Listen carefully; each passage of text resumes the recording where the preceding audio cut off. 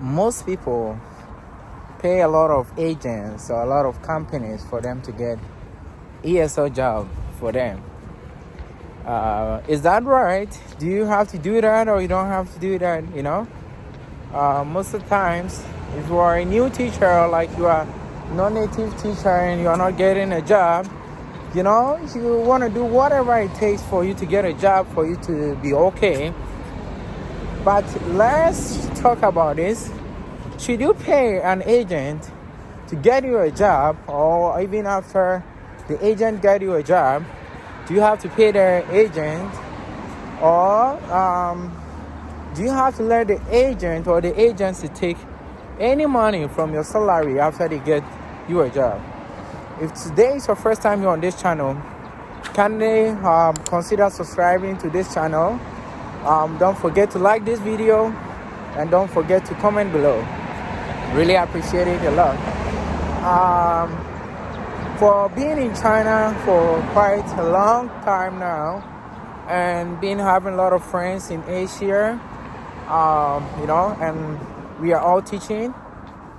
I have encountered a lot of problems and I have had a lot of people, paying a lot of money for some agents to get them a job. And sometimes some agents even end up running away with their money, So let's talk about this. You don't have to pay any agent to get you a job. No matter the amount of the salary, no matter where you are from, you don't have to pay any agent to get you a job. Paying an agent to get you a job is like you are giving the person like some bonus, But if the person get you a good job and you think you feel like you should give the person like some token, or give like some appreciation or something like that, it's okay. But if an agent asks you to pay money for him or her to get you a job, that agent is a fraud. You shouldn't pay. Why should you not even pay any money, Because, mostly, even in China, before a school will look for the teacher, they will definitely talk to some agency, And when they talk to these agencies, they will probably pay money to these agents for them to find them a teacher. So the school is responsible to pay the agent or the agency or the company to find a teacher for them. But you, as a teacher, you are not responsible to pay any money to any agent or any company to find you a job. You can consider paying a token, as I said. But the agents, the agencies, they don't need to ask you for money before they find you a job. I have come across a lot of agents, when they did ask me for money. Even sometimes I made a mistake. I paid some agents and they did run away with my money, That time it was very hard for non-native teachers to get a job. Even now it's so hard for non-native teachers, even not only non-native teachers. It's very hard for teachers to get a job, But if you do what it takes and everything and listen to my advice, it's going to be very easy for you to get a job, So I paid some money and I didn't get my money back. I didn't get any job and they did run away with my money and my job, So if any agent or any agency, any company asks you to pay for any money for them to find you a job, I'm telling you the truth, they are lying. They are just cheating on you. And if they tell you your first month's salary, I have to take this amount from it, I have to do this, don't go for it, dear. If you do go for it, maybe sometimes it's very hard. You are not getting a job and some agent or some agency offer to do this and you feel like, should I go for it or I should stay home without, having a job to do? If you want to go for it, just be careful, because they might end up taking a lot of money from you. And since they know you are desperate and you are looking for the job, they might do everything. But you can speak to the school later on, and maybe they might help you, but don't pay any damn money. Don't do that, because you do that, as I said, they are cheating on you. What they have to do is that the agents or the company, they are responsible for helping you to connect you to the schools and to let you get a job. And mostly some schools, they even pay the agent or the company more than $1,000.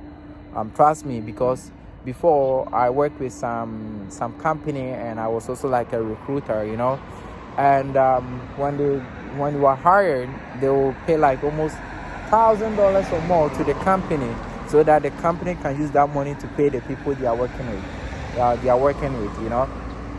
So if they do ask you paid money for them to get you a job, they are lying. Not only in China, because last time I did some research about Vietnam, Cambodia, Thailand, and I came across a lot of companies, they are asking for a lot of money, from teachers, for them to pay something before they get you a job in Thailand, in Vietnam, in Cambodia, and in China. And even last time I recommended some agent to one lady, and the agent even asked for money. But today I want to tell you, if I recommend any agent or any agency and they ask money from you, please don't give them any money. Don't pay, because if you pay and they take away your money, please, if you come and tell me, I'm not responsible for that. And some of the agents, I don't even know them. I haven't seen them for forever, and I'm not gonna see them. I'm not gonna meet them forever. So if they ask you to pay for any money, they just want to lie to you. So if this is my advice, sometimes it's like give and take. It becomes very, very tough, most especially for non-native teachers. It becomes very tough to get a job. So when somebody asks you for money, you might feel like, okay, let me give the person the money to get a job, because after 1 month, if I use that 1 month to pay for the agents or the company money they got from me, it's kind of okay. So here is my advice. When it happens like that, let them get you the job, and then let them let it go and work. When you get your first salary, then you can give it to them. And this brings the question to, how many months should you work as a probationer teacher, and when should it end? Most of the times, because when you work for a long time, like 2 months or 3 months as a probationer teacher, the agency or the company, they are making money from that probation. So what I'll do is that when you get any job, let them know like you are a professional teacher, you have worked before, you have taught before, and what you can do is 1 month probation. You cannot go beyond that, so that they can respect your decision. Because if not, you're gonna work for a long time and it's gonna go against you. You are losing money during that 3 months, and they are not treating you well. They are doing this and that, but they are not going to fire you. So just try to let them know like you can work for like 1 month probation, or at most maybe 2 months. Don't go for 3 months, 4 months, or 5 months. No, don't do that. If you do that, they are just cheating you, because during that probation, they're not going to give you your full salary. After that, they're going to give you your full salary. So with that, at least go for 1 month or 2 months. Try to negotiate for that.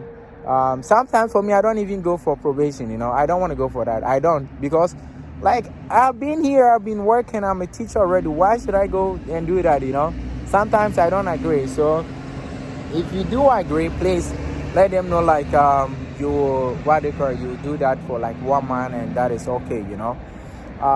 If today is your first time here on this channel, please can you do me a favor and subscribe to this channel, comment below, and like this video. If you have any problem with your agent or your company, and you want me to, give you some guidelines and advice, you can send me a message on Instagram, and I'll let you know what to do and what not to do. Because sometimes you might go beyond what to say or not to say, and they might also use that against you.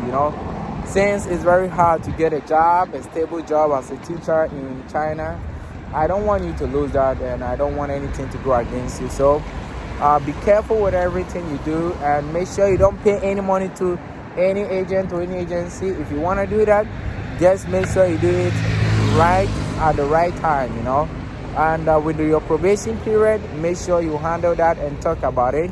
Aside that, I wish you all the best, and have a nice day wherever you are. Don't forget to subscribe to this channel, and don't forget to like this video, and don't forget to comment below. Bye bye, Zaijian. Ciao, ciao. Bye bye.